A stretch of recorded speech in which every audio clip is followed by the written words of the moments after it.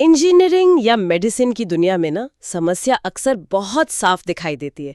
मतलब अगर किसी की हड्डी टूटी है तो डॉक्टर बस एक्सरे देखता है। हाँ, वो सफेद लाइन साफ दिख जाती है उसमें। बिल्कुल, एक सफेद टूटी हुई रेखा साफ चमकती है। मतलब ये एकदम बाइनरी है, या तो हड्डी टूटी है या नहीं टूटी है, बात खत्म।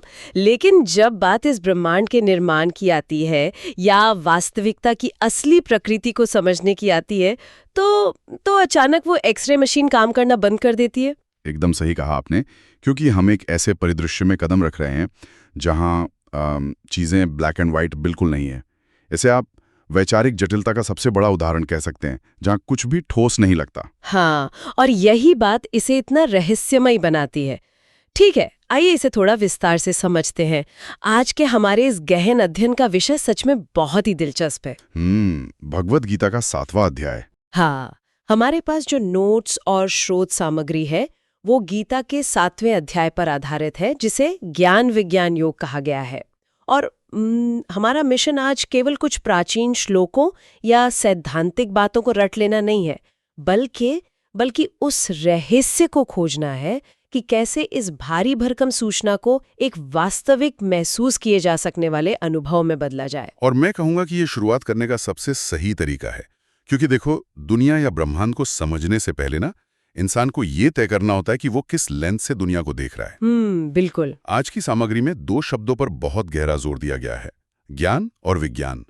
और मजे की बात यह है कि यहाँ विज्ञान का मतलब मॉडर्न साइंस या फिजिक्स बिल्कुल नहीं है। हाँ, आमतौर पर हम ज्ञान का मतलब नॉलेज और विज्ञान का मतलब साइंस समझते हैं, लेकिन इन नोट्स को पढ़ते हुए मुझे एहसास हुआ कि ज्ञान का मतलब है शास्त्रों का सैद्धांतिक ज्ञान, यानी केवल थ्योरी पढ़ लेना, जबकि विज्ञान का अर्थ है उस ज्ञान का सीधा एकदम व्यक्तिगत अनुभव। एकदम सटीक। मतलब इसे ऐसे समझ सकते हैं, ज्ञान ऐसा है जैसे किसी किताब में ये पढ़ना कि 2 सूखी लकड़ियों को रगड़ने से आग कैसे पैदा होती है। आप पूरी प्रक्रिया जानते हैं, उसका रसायन विज्ञान जानते हैं, लेकिन ज्ञान का मतलब है कड़कड़ाती ठंड में उसी आग के बिल्कुल करीब बैठकर उसकी असली गर्मी को अपनी त्वचा पे महसूस करना। अरे वाह, बहुत ही शानदार उदाहरण दिया आपने।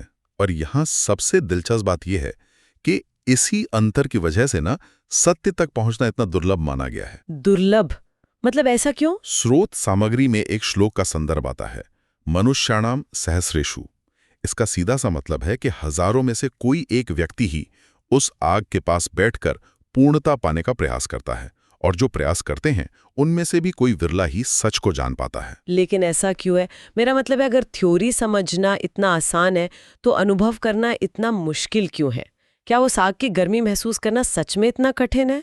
मैं बस ये सोच रही थी। क्योंकि थ्योरी के लिए ना आपको केवल एक तेज दिमाग चाहिए।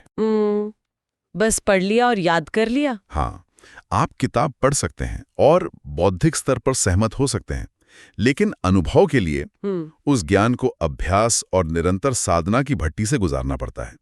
अपना अहंकार किनारे रखना पड़ता है। अच्छा। सिर्फ जानकारी इकट्ठा कर लेना काफी नहीं है, उस जानकारी को जीना पड़ता है, जो इंसान की सामान्य आदतों के बिल्कुल खिलाफ है। ये सच में बहुत गहरी बात है। लेकिन जब हम इस अनुभव की बात कर रहे हैं तो मेरे मन में एक बुनियादी सवाल उठता है, इंसान अनुभव कर किस चीज का रहा है? सही सवाल है। मतलब अगर कोई अपनी आंखें बंद करके बैठे तो उसे क्या महसूस होना चाहिए?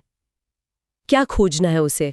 यहीं पर वास्तविकता का ढांचा यानी आर्किटेक्चर ऑफ रियलिटी सामने आता है। बिल्कुल। और इस ढांचे को समझने के लिए जिन लेखों का हम आज अध्ययन कर रहे हैं उनमें ईश्वर की 2 प्रकृतियों का बहुत ही विस्तार से वर्णन किया गया है। अपरा अनपरा प्रकृति, राइट? हाँ, इन्हें अपरा प्रकृति और परा प्रकृति कहा गया है। अपरा का अर्थ है निचली प्रकृति, जो पूरी तरह से जड़ पदार्थ यानी मैटर से बनी है। इसके 8 तत्व बताए गए हैं स्रोत में: पृथ्वी, जल, अग्नि, वायु, आकाश, मन, बुद्धि और अहंकार। 1 मिनट रुकिए। पृथ्वी, जल, अग्नि, वायु, आकाश, यहाँ तक तो मुझे समझ आता है ये भौतिक चीजें हैं, मैटर है। लेकिन मन, बुद्धि और अहंकार ये जड़ पदार्थ कैसे हो सकते हैं? उलझन होना बहुत स्वाभाविक है। मतलब अगर मैं अभी आंखें बंद करके एक नीले रंग के पहाड़ के बारे में सोचूं, तो क्या वो विचार किसी ठोस चीज से बना है? हम तो हमेशा से मन और बुद्धि को बहुत आध्यात्मिक और गैर भौतिक मानते आए हैं ना? हाँ, हम अक्सर ऐसा ही सोचते हैं। लेकिन वेदांत के नजरिए से देखें तो मन, बुद्धि और अहंकार भी प्रकृति का ही हिस्सा हैं। बस फर्क इतना है कि पृथ्वी या जल स्थूल हैं, यानी ग्रॉस हैं, उन्हें छुआ जा सकता है। ठीक है। जबकि मन और बुद्धि सूक्ष्म हैं, सटल हैं। वे भौतिक आंखों से नहीं दिखते, लेकिन वो भी जड़ यानी मैटर ही हैं। लेकिन उन्हें जड़ क्यों कहा गया है? क्योंकि वे लगातार बदलते रहते हैं और वे अपने आप में सचेत नहीं हैं। उन्हें प्रकाशित करने के लिए पीछे किसी और चीज की जरूरत होती है, जैसे एक लाइट बल्ब को जलने के लिए बिजली की जरूरत होती है। अच्छा, तो विचार और भावनाएं भी एक प्रकार का पदार्थ ही हैं, बस बहुत बारीक है। एकदम सही समझे आप। और इस 8 तत्वों वाली अपरा प्रकृति यानी जड़ पदार्थ से परे एक और प्रकृति है, जिसे परा प्रकृति या उच्च प्रकृति कहा गया है, जो कि चेतना है। बिल्कुल, ये परा प्रकृति चेतना है, जीव तत्व है। यही वो जीवन शक्ति है जो पूरे ब्रह्मांड को धारण करती है और उस जड़ पदार्थ को सक्रिय बनाती है। इन नोट्स में ना इसे समझाने के लिए एक भाप के इंजन का बड़ा ही शानदार उदाहरण दिया गया है। हाँ, स्टीम इंजन वाला। हाँ, लोहे और स्टील से बना वो विशाल ढांचा, उसके भारी पहिए, उसकी मशीनरी, वो सब अपरा प्रकृति है, वो जड़ है। अपने आप में वो 1 इंच भी नहीं खिसक सकता। बिल्कुल बेजान। लेकिन जब उसमें भाप डाली जाती है, जो कि परा प्रकृति या चेतना का प्रतीक है, तो वो पूरा इंजन जीवंत हो जाता है और पटरियों पर दौड़ने लगता है। लेकिन यहाँ मुझे एक शंका है, क्या ये दोनों प्रकृतियां आपस में लड़ती हैं? लड़ती हैं? मतलब क्या चेतना को इस भारी भरकम जड़ पदार्थ को खींचने के लिए संघर्ष करना पड़ता है? क्या ये एक दूसरे के विरोधी हैं? ये सवाल अक्सर उठता है चर्चाओं में, लेकिन जवाब है नहीं। ये दोनों एक दूसरे के विरोधी बिल्कुल नहीं है। वास्तव में वे एक बहुत ही बेहतरीन तालमेल वाले जोड़े की तरह काम करते हैं। अच्छा। जड़ पदार्थ यानी अपरा प्रकृति एक ढांचा या माध्यम प्रदान करता है और चेतना उसे जीवन देती है। आदर्श स्थिति में निचली प्रकृति पूरी तरह से उच्च प्रकृति की सेवा के लिए है। तो फिर परेशानी कहाँ से आती है? संघर्ष या दुख तब पैदा होता है जब इंसान बीच में अपना अहंकार ले आता है और केवल उस लोहे के ढांचे यानी अपने शरीर और मन को ही अपनी पूरी पहचान मान बैठता है। वो भूल जाता है कि असली ताकत तो भाप में है। यहाँ बात सच में बहुत रोचक हो जाती है, क्योंकि अगर हम ये मान लें कि चेतना और जड़ पदार्थ यानी भाप और इंजन मजे से एक साथ रह रहे हैं, तो फिर ये दुनिया इतनी उलझी हुई और जटिल क्यों है? सृष्टि का रहस्य। हाँ, केवल 2 बुनियादी सामग्रियों से इतना विशाल ब्रह्मांड, ये आकाशगंगाएं, पहाड़, नदियां और इंसानी दिमाग का ये पूरा जाल कैसे बन गया? इसका वास्तविक मैकेनिज्म क्या है? तो इस मैकेनिज्म को डिकोड करने के लिए हमें कॉस्मोलॉजी यानी ब्रह्मांड विज्ञान की थोड़ी गहराई में जाना होगा। ठीक है, चलिए चलते हैं। स्रोत सामग्री बहुत स्पष्ट करती है कि सृष्टि के निर्माण से पहले केवल 2 चीजें कारण रूप में यानी कॉजल फॉर्म में मौजूद थी। एक ब्रह्मन जो कि चेतना है और दूसरी माया जिसे एक कारण पदार्थ कहा गया है। माया। हाँ, और माया को त्रिगुणात्मिका कहा गया है। मतलब इसमें 3 गुण होते हैं, सत्व, रजस और तमस। इससे पहले कि हम इस भारी कॉस्मोलॉजी में और अंदर कूदें, क्या इन 3 गुणों को थोड़ा सरल भाषा में समझा सकते हैं? रोजमर्रा की जिंदगी में ये क्या है? जरूर, बिल्कुल। इसे मानव स्वभाव के नजरिए से देखते हैं। सत्व का मतलब है ज्ञान, शुद्धता और शांति। वो पल जब आपका मन एकदम शांत और स्पष्ट होता है ना, वो सात्विक पल है। जैसे सुबह उठकर ध्यान करते वक्त। बिल्कुल। फिर आता है रजस। रजस का मतलब है सक्रियता, जुनून, इच्छा और महत्वाकांक्षा। वो बेचैनी जो आपसे काम करवाती है, आपको दौड़ाती है। मतलब ऑफिस की डेडलाइन वाला स्ट्रेस। हाँ, कुछ वैसा ही। और तीसरा है तमस। तमस है जड़ता, आलस्य, नींद या अज्ञान।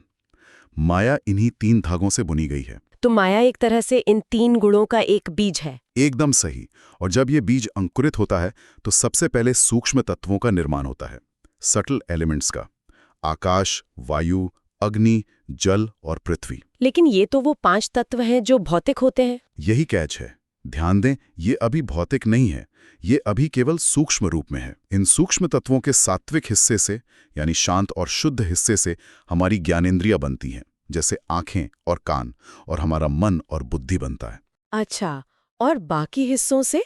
उनके राजसिक हिस्से से यानी सक्रिय हिस्से से हमारी कर्मेंद्रियां बनती हैं, जैसे हाथ, पैर और प्राण बनते हैं। रुकिए, मुझे फिर से एक शंका है। अभी तक जो कुछ भी बना है, देखने की क्षमता, काम करने की ऊर्जा, सोचने की शक्ति, वो सब सूक्ष्म है, उसे हम भौतिक आंखों से नहीं देख सकते। बिल्कुल अदृश्य है। तो फिर ये ठोस दुनिया कैसे बनी?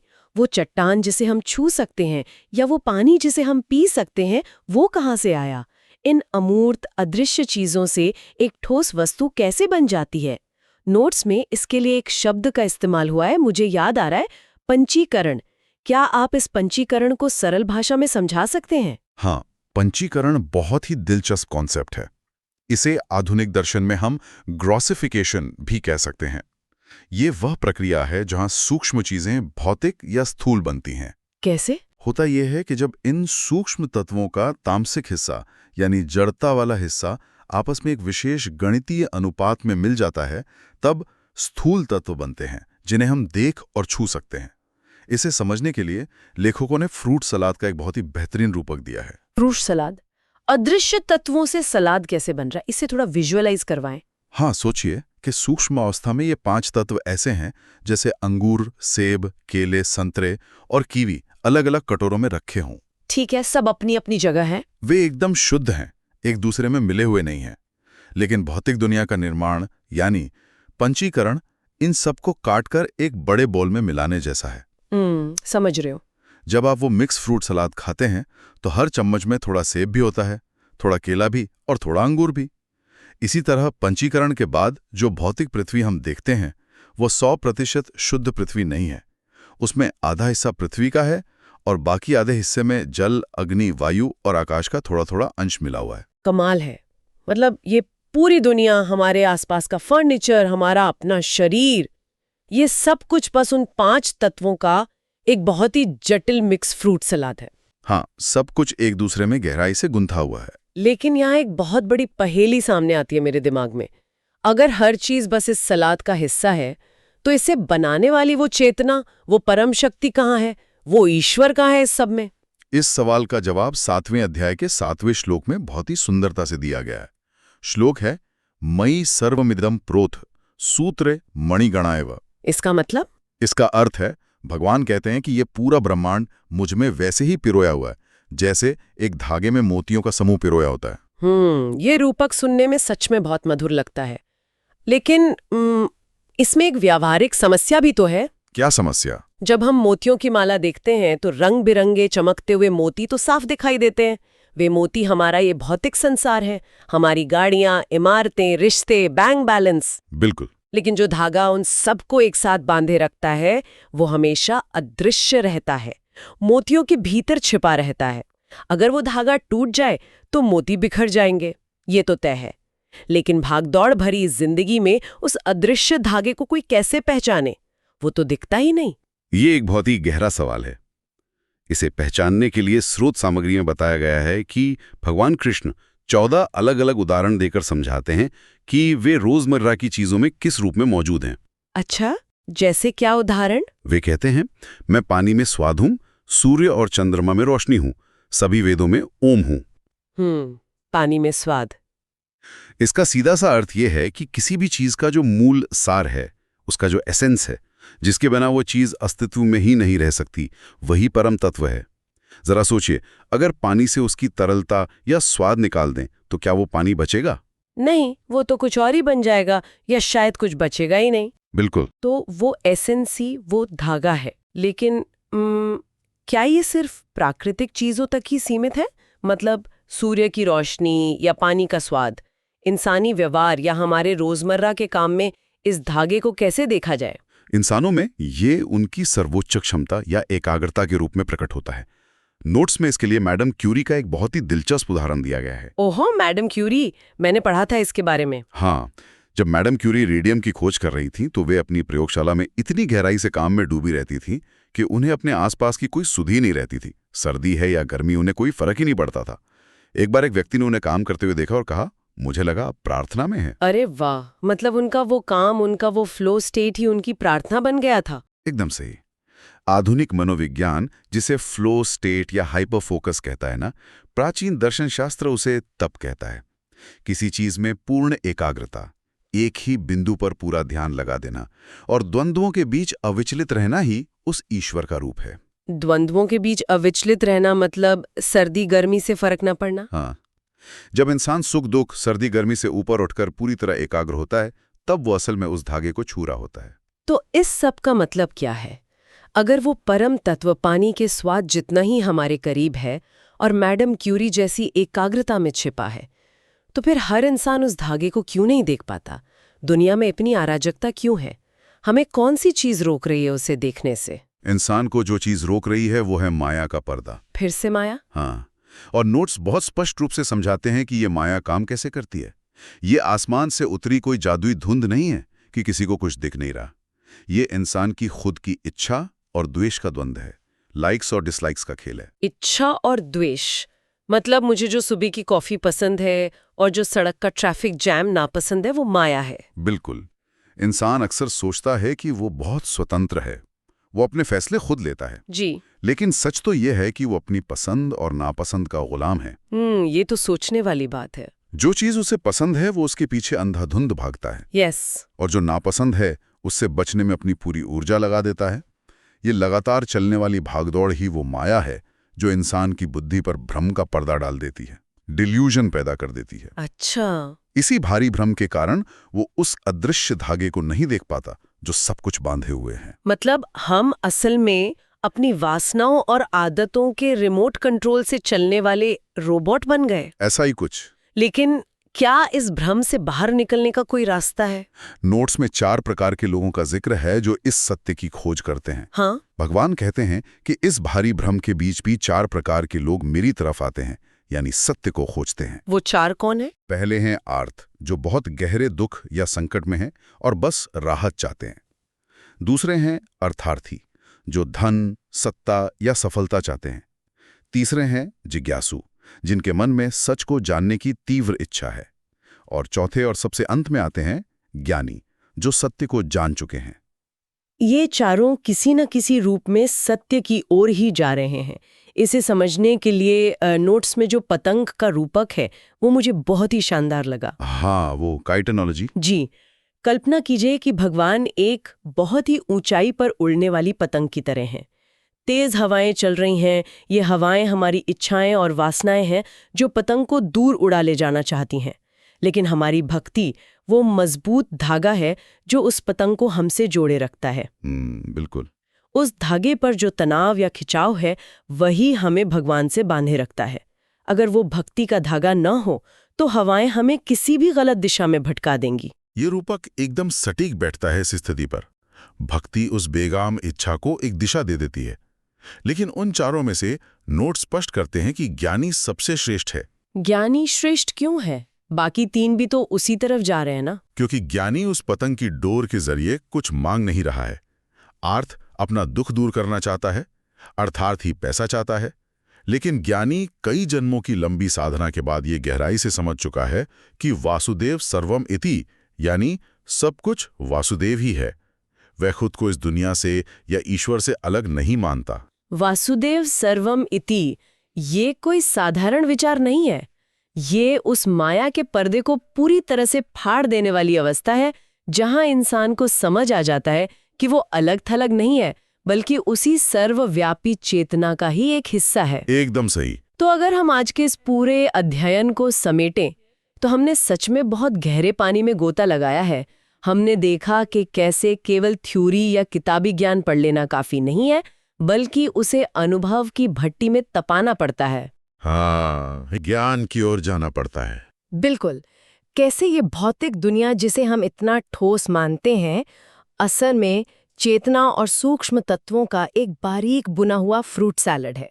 और सबसे महत्वपूर्ण बात यह है कि इंसान इस बात पर गहराई से विचार करे कि वो रोजमर्रा की जिंदगी में अपनी इच्छाओं और नफरत के रिमोट कंट्रोल से कितना संचालित हो रहा है। जब तक उस पसंद नापसंद की बेड़ियों को नहीं तोड़ा जाएगा ना, मोतियों की माला का वो अदृश्य धागा कभी दिखाई नहीं देगा। बिल्कुल सही कहा आपने। लेकिन श्रोताओं के लिए ये चर्चा यहीं खत्म नहीं होती।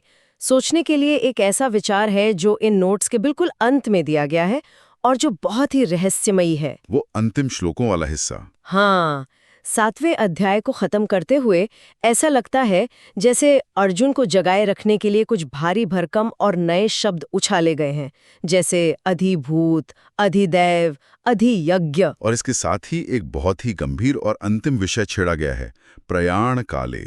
प्रयाण काले। इसका अर्थ है शरीर से प्राण निकलने का सटीक समय, मृत्यु का क्षण।